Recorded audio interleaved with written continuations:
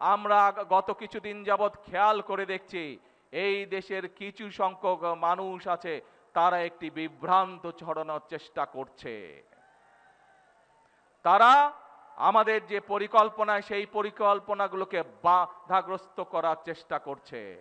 নির্বাচনের সময় আমরা দেখেছি অনেক ব্যক্তি হঠাৎ করে অস্বাভাবিক একটি টিকিট বিক্রির কাজে লেগে গেল। বিভিন্ন জায়গায় বিভিন্ন টিকিট বিক্রি। আপনারা পেয়েছেন কোনো টিকিট টিকিট পাননি আপনারা, কারণ এই টিকিট হচ্ছে বায়বীয় টিকিট। আল্লাহ তাআলা স্বয়ং বলেছেন, রাব্বুল আলামিন স্বয়ং বলেছেন, তোমরা কাজ তোমাদেরটা করো, আমি আমারটা দেখব। আল্লাহ বলেছেন, যে জাতি নিজে পরিশ্রম করে আমি তাদেরকে সহযোগিতা করি, কিন্তু বসে বসে কোনো কাজ হয় না। সেজন্যই প্রিয় ভাই বোনেরা, আমরা বলি করব কাজ, গড়ব দেশ, সবার আগে বাংলাদেশ।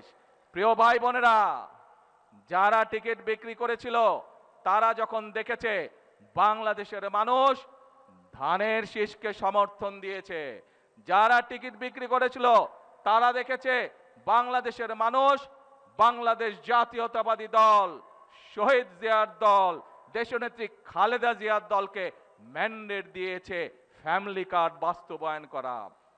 বাংলাদেশের মানুষ শহীদ জিয়ার দল, খালেদা জিয়ার দলকে ম্যান্ডেট দিয়েছে কৃষক কার্ড বাস্তবায়ন করার।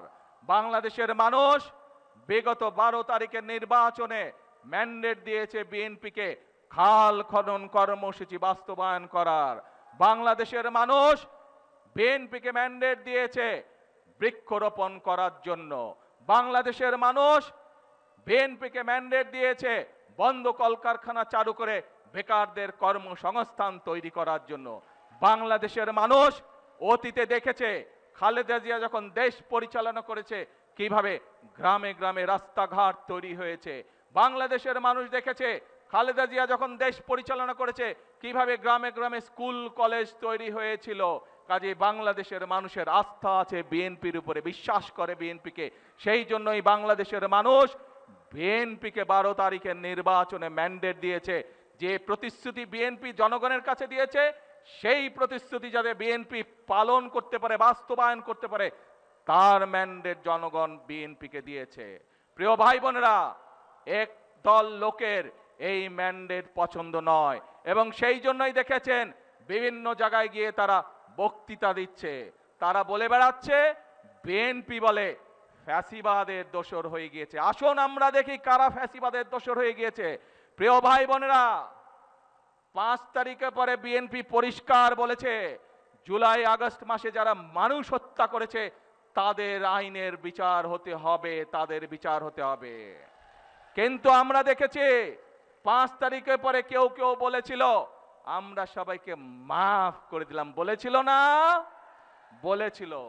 প্রিয় ভাই বোনেরা, বিএনপি বলেছিল এই দেশের জনগণ যে সিদ্ধান্ত নেবে বিএনপি সেটি মাথা পেতে নিবে, এবং বিএনপি দেশে বিশ্বাস করে জনগণই সকল ক্ষমতার উৎস।